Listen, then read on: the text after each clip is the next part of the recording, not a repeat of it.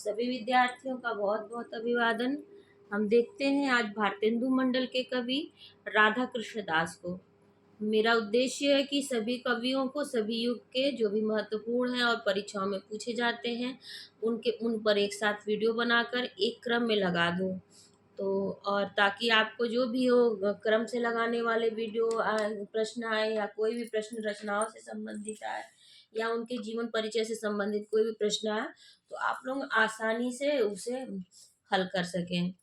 और एक बार पूरी वीडियो देख करके आप अपने नोट्स भी खुद से बना भी सकते हैं। और किसी भी यूट्यूब चैनल पर एक साथ आपको कहीं पर भी ये सब एक साथ नहीं मिलेगा। चलिए बिना देर के शुरू करते हैं। राधा कृष्ण दास, इनका जन्म हुआ था 1865 में संवत 1922 काशी में। मृत्यु हुई थी 1907 में संवत 1964 में। इनके पिता थे कल्याण दास और माता का नाम था गंगा बीबी।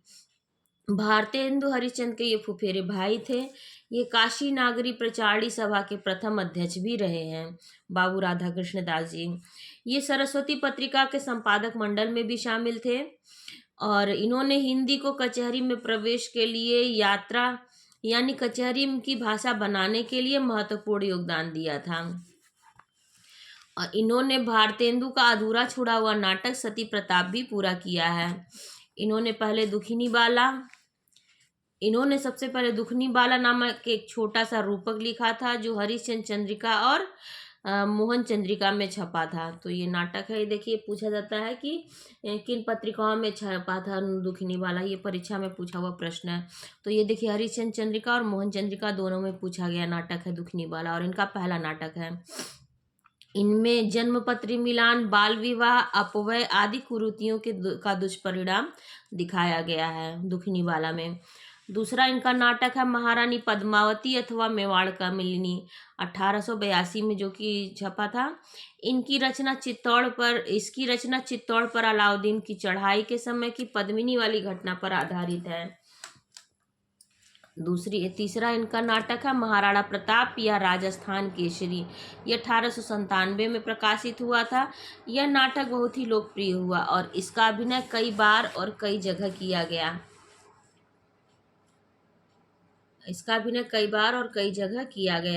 इस नाटक में अकबर का हिंदुओं के प्रति सद्भाव इनकी कूटनीति के रूप में प्रदर्शित है। किसमें? महाराणा प्रताप या राजस्थान केसरी में।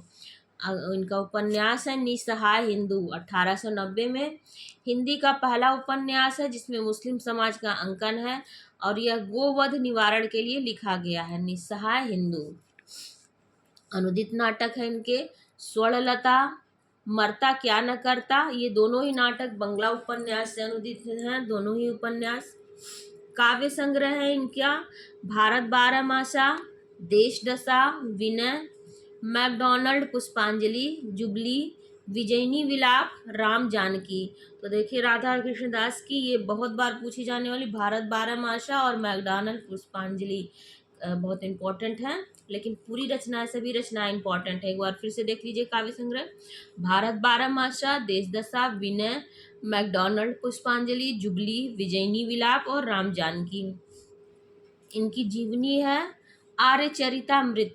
ये बप्पा रावल की जीवनी इन्होंने लिखी है। आर्य चरितामृत बप्पा रावल की जीवनी है। भारतेंदु हरिश्चंद्र की भी जीवनी लिखी है इन्होंने और नागरी दास का जीवन चरित लिखा है। सूरदास नाम से सूरदास की जीवनी लिखी है और गोपाल चंद गिरिधर दास की जीवनी भी लिखी है इन्होंने। लेकिन आर्य चरितामृत ये बप्पा रावल की जीवनी है और इसका शीर्षक है आर्य चरितामृत। नोट, इनकी कविताएं राधा कृष्ण ग्रंथावली में संकलित है जिसका संपादन श्याम सुंदर दास ने किया है। दूसरा नोट देखिए, राधा कृष्ण दास जी ने रहीम के दोहों पर कुंडलियां छंद लिखा है। राधा कृष्ण दास जी ब्रजभाषा की कविताओं में मधुरता और खड़ी बोली की रचनाओं में प्रासादिकता की ओर उनकी सहज प्रवृत्ति रही है। तो ब्रजभाषा की कविताओं में मधुरता और खड़ी बोली की रचनाओं में प्रासादिकता मिलती है। और अगला है इनका राधा कृष्णदास की कुछ पंक्तियां देख लीजिए। इनकी पंक्तियां हैं मोहन की यह मोहनी मूरत, जिय सो भूलत नाहि भुलाए। छोरन हो चाहत नेह को नातो, को विधि छूटत नाहि छुराए। मोहन की यह मोहनी मूरत जिय सुसहूलत नाहि भुलाए। छोरन चाहत नेह को नातो को विधि छूटत नाहि छुआए। दास जू होरी छोरी क प्यारे हहा हमें और रूप पै जाई लुभाए। भूल सकै अब कौन जिया उन तव हंसी कह पहले ही चुराए। और एक और इनकी पंक्ति है जो कि ये अलंकार भी है। जो विषय संतन तजी ताहि मूढ़ लपटाए। जो नर डारी वमन करी स्वान स्वाद सो खात। तो ये दोनों काव्य पंक्तियाँ राधा कृष्ण दास की हैं। इनसे संबंधित या हिंदी साहित्य से संबंधित कोई भी प्रश्न हो तो आप कमेंट सेक्शन में पूछ सकते हैं। पहली बार चैनल पर आए हैं तो ज़रूर सब्सक्राइब कर लीजिए, अपने एजुकेशनल ग्रुप में ज़रूर शेयर करिए और लाइक शेयर कमेंट करना मत भूलिए। मेरा उद्देश्य है कि सभी कवियों को, सभी काल के सभी युग के कवियों को एक क्रम से उनके ऊपर वीडियो बनाकर एक प्लेलिस्ट में डाल दूं। और ये कोई भी परीक्षा आप दीजिए, KVS, NVS, DSSB, UP, TGT, PGT, Chhattisgarh, Jharkhand, Bihar, कोई भी प्रश्न, कोई भी परीक्षा आप दीजिए उसके लिए बहुत ही इम्पोर्टेंट है। तो मुझसे जुड़ने के लिए आप सभी का बहुत बहुत धन्यवाद।